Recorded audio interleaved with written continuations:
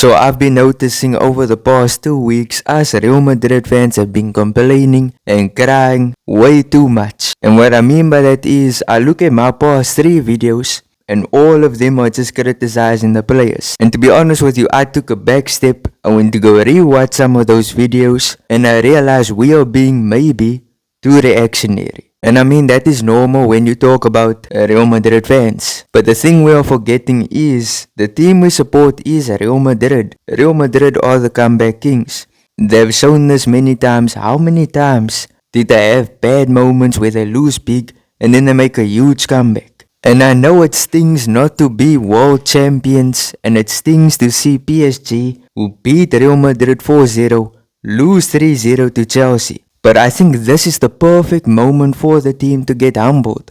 Perfect moment. Because now it gives the players a break and it gives Xabi Alonso a lot of time to look back and look at things he can change in the team. So I'm going to give you 4 reasons why I think Real Madrid are going to make one of the most deadliest comebacks you will ever see in football. So the first reason I think Real Madrid will make a comeback is Xabi Alonso learned from the Club World Cup. He learned what he can't do, what he can do. He learned that he should not play a 4-3-3 and he should stick to that formation where he has the wingbacks. And that is how the team should move forward. Because 4-3-3 is good for counter-attacks.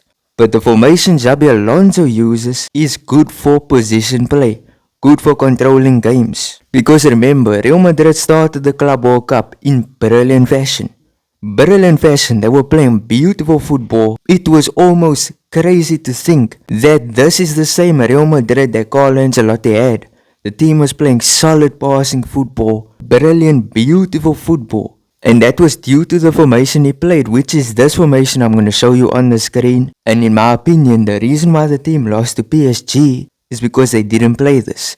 They played a 4-3-3, 3 attackers, 4 backs, and it was horrible. Real Madrid went into the match unprepared because Hausen wasn't playing, Trent wasn't playing, and were playing with a 4-3-3, which they didn't play for the majority of the Club World Cup. And also, you throwing Kylian Mbappe into the squad, and that was the first game he started. You throwing him into the team, and he was not playing good. He wasn't pressing, and pressing is a big part of Xabi Alonso's system. And that is why I made all those videos criticizing Mbappe.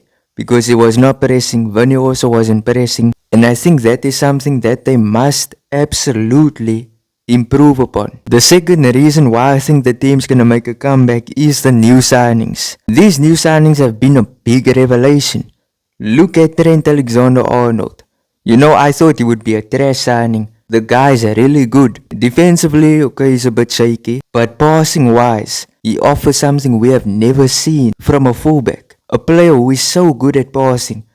Above Marcelo levels of passing. I think he's even above Roberto Carlos levels of passing. Trent is one of those players, and if he's not above them, he's on the same level as them. Because Trent's passing makes him a game changer. You look at Dean Hausen, also just a fantastic passer and also a player who we can't play without. You then go to the new signings of Alvaro Carreras. I think he's going to perform. He's going to be a big factor in the new system with the wingbacks. And you guys will see on his debut, I think he's going to perform. Another player I'm going to add in because he is kind of a new signing, Gonzalo Garcia. He's not a new signing, he's an academy player.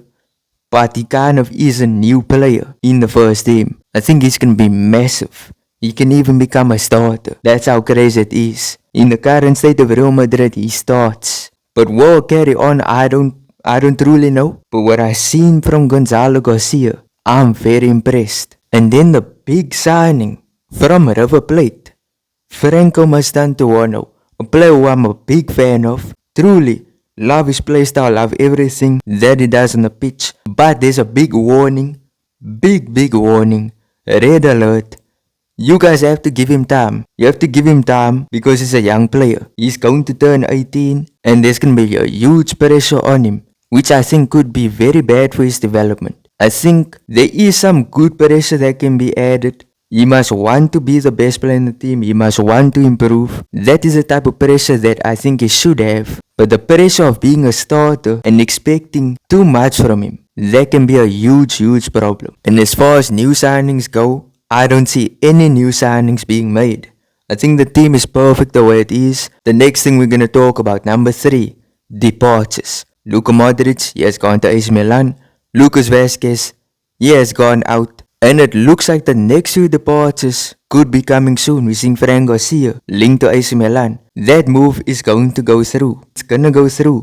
AC Milan just sold Theo Hernandez. Who better to replace him with than Fran Garcia? So I think that move is gonna happen. Fran Garcia to AC Milan. We're gonna see, here we go on that very soon. Danny Ceballos. You know, there's some links with him and Betis, but I don't think it's gonna happen. And then the obvious one, Rodrigo. I don't want him to leave, but if Liverpool can give a good bid in, maybe something in 100 millions, then sell him. Take that opportunity and sell him. And then the last one, number 4, is, I think the players are going to improve. Because remember, how many times have we seen this? The players, they see the criticism and they improve. It's just a Real Madrid thing. So I think Vinny Jr. will improve on his pressing.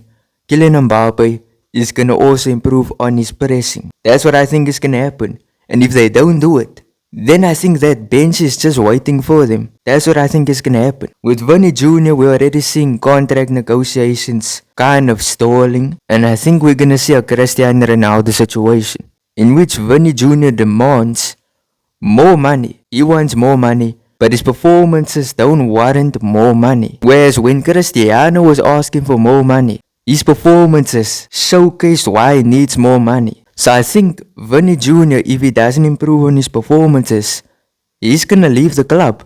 And with that all being said, let me give you the starting lineup that I think the squad is gonna have moving forward. So the starting goalkeeper is going to be Thibaut Courtois. I think this one is quite obvious.